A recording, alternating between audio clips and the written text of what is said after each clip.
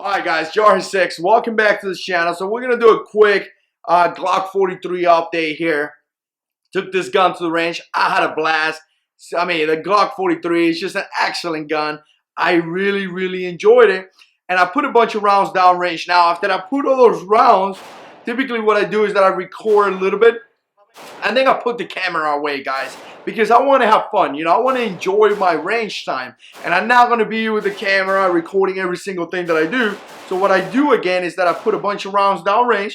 I record a little bit, whatever gun that I'm trying to record. Then I put the camera away so I could have fun. So while I was putting that camera, when I put the camera away, I had this issue, which again, I don't know exactly what it was.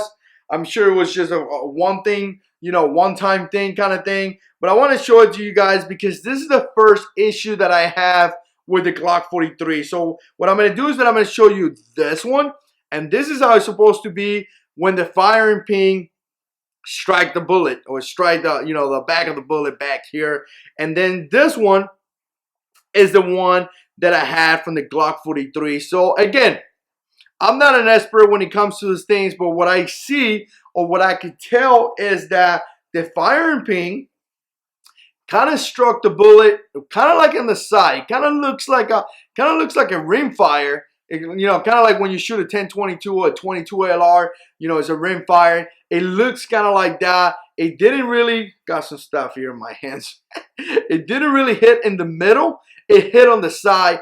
I don't really know why. Let me know down in the comments what you think. But again, shot a bunch of rounds.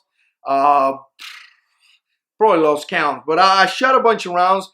And so far, this is the first issue that I have with the gun. This is the first misfire that I have. Let me know what you think. Again, you can see that the firing pin didn't really strike in the middle of the bullet. Maybe it's a one-time thing. But again, range report, the Glock 43 is doing great.